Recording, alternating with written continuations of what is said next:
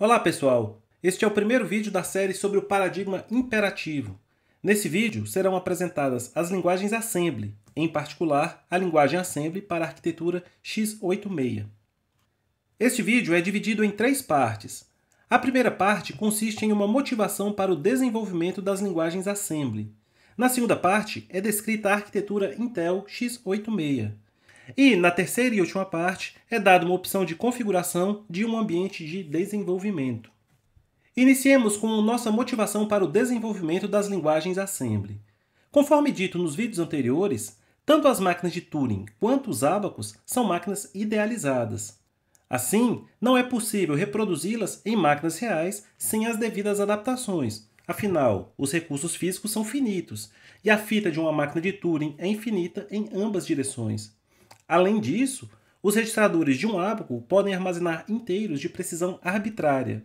Por outro lado, as instruções disponíveis em ambas máquinas idealizadas são minimalistas, fazendo com que a tarefa de se escrever programas para tais máquinas seja tediosa e propensa a erros. O matemático e físico Von Neumann propôs, em 1945, uma arquitetura que sinalizou uma maneira de se concretizar máquinas reais. A arquitetura de Von Neumann, também conhecida como arquitetura de Princeton, descreve uma possível organização para um computador digital eletrônico. A arquitetura contempla uma unidade lógico-aritmética, um processador dotado de registradores, uma unidade de controle, unidades internas e externas de memória e mecanismos de entrada e saída de dados. Os computadores modernos, embora sejam mais sofisticados em alguns pontos, ainda são, fundamentalmente, baseados nessa arquitetura. Essa figura, extraída da Wikipédia, ilustra todos os componentes citados anteriormente, segundo a arquitetura de Von Neumann. Em máquinas reais, tarefas elementares como somas, operações lógicas e etc. são realizadas por dispositivos internos especializados.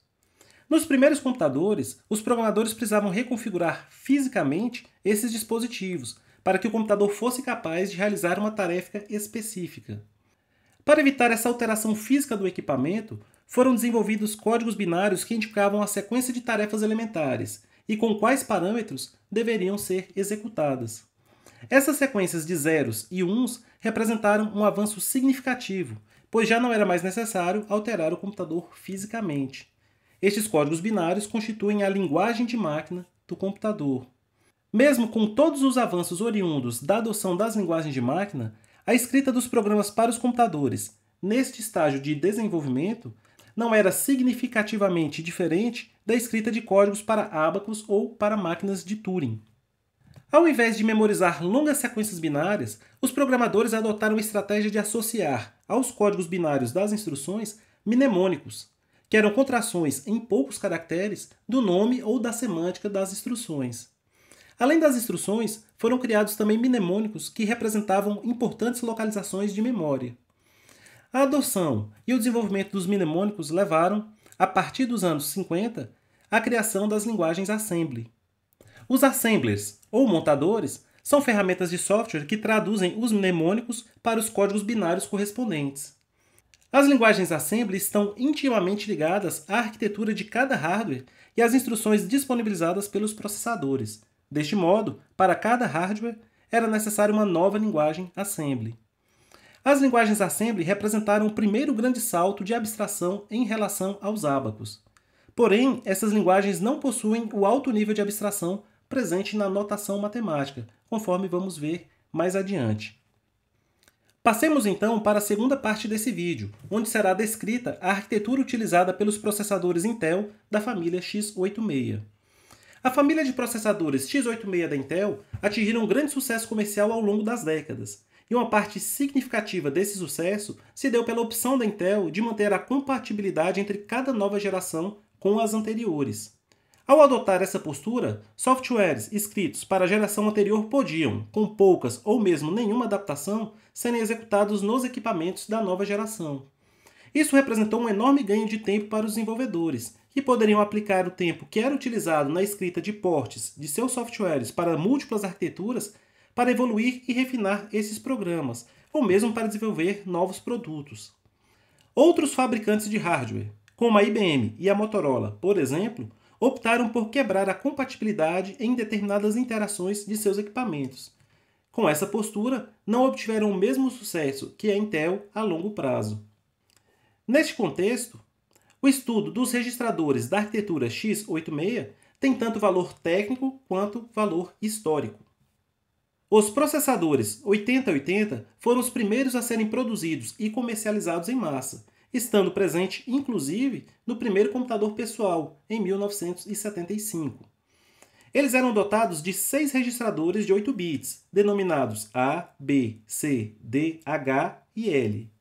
Os endereços de memória e também a transferência de dados eram feitas de 8 em 8 bits. O registrador L, onde o L vem do termo inglês low, era utilizado para armazenar os endereços de memória, na forma de inteiros no intervalo de 0 a 255. Caso fosse necessário, ele poderia ser utilizado em conjunto com o registrador H, nomeado a partir do termo inglês high, para guardar um endereço de memória de 16 bits. As instruções que demandavam esse uso conjunto dos registradores L e H eram sinalizadas pela presença do sufixo X.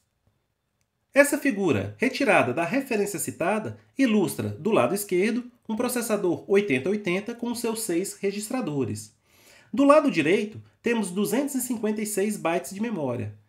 As setas representam o endereçamento e o acesso a essa memória, em barramentos de 8 bits.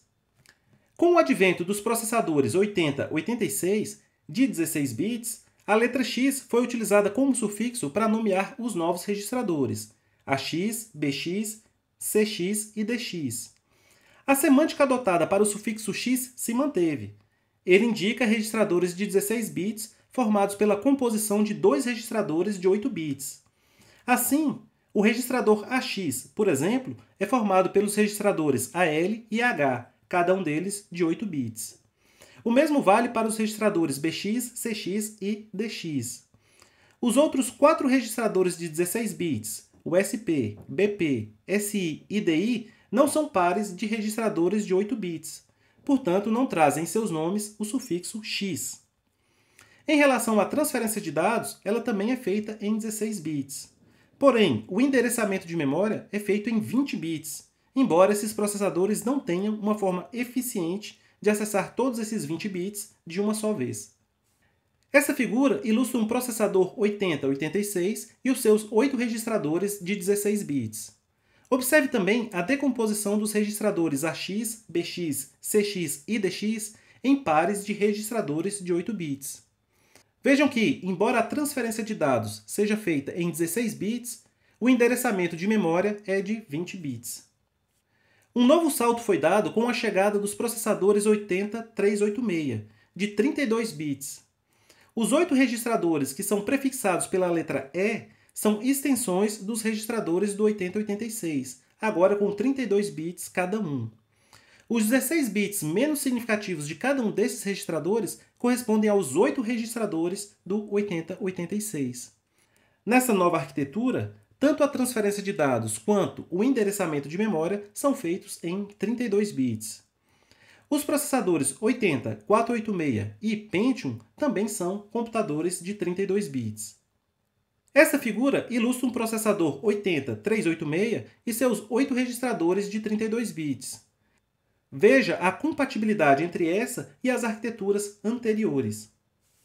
Embora a maioria dos registradores possa ser usada livremente, cada registrador tem um nome e uma semântica associada, que indica o uso provável daquele registrador. Manter essa semântica é uma forma de se organizar os códigos e facilitar a leitura e o entendimento dos mesmos, embora nem sempre seja possível proceder dessa maneira. Essa tabela apresenta os 4 primeiros registradores, denominados registradores de dados, pois tem como função primeira a manipulação dos dados do programa. O registrador EAX é o acumulador e é o responsável por conter os resultados das operações aritméticas e lógicas, além de ser usado em transferências de dados entre registradores e memória. O registrador EBX é a base, que contém um endereço de memória apontando para o início de uma área de dados contígua. O registrador EBC é o contador e serve primariamente para representar os contadores em laços de repetição. E, por fim, o registrador EDX é o registrador de dados, sendo usado em transferências de dados e também nas operações de multiplicação e de divisão. A primeira linha dessa nova tabela traz os registradores de ponteiros, o ESP e o EBP. O registrador ESP contém o endereço para o topo da pilha de execução, enquanto que o registrador EBP contém o endereço para a base dessa pilha. Ambos registradores devem ser manipulados com bastante cuidado, sob o risco de quebrar o programa. A segunda linha dessa tabela contém os registradores de índices ESI e EDI.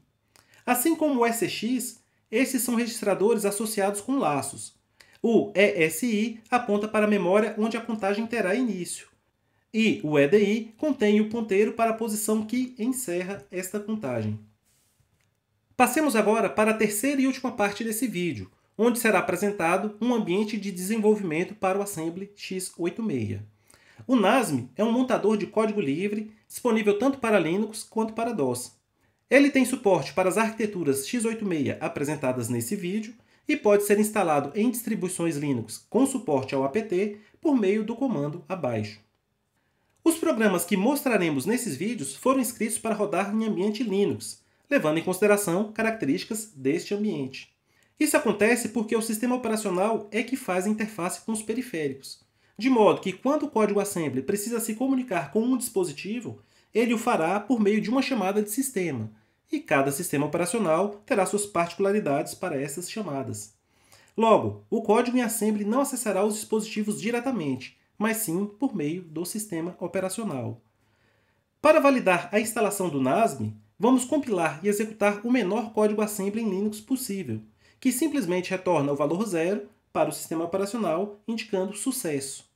Vale a pena notar esse fato importante, que às vezes passa despercebido em linguagens de mais alto nível. Os programas têm que se comunicar com o sistema operacional, indicando se sua execução foi ou não bem-sucedida.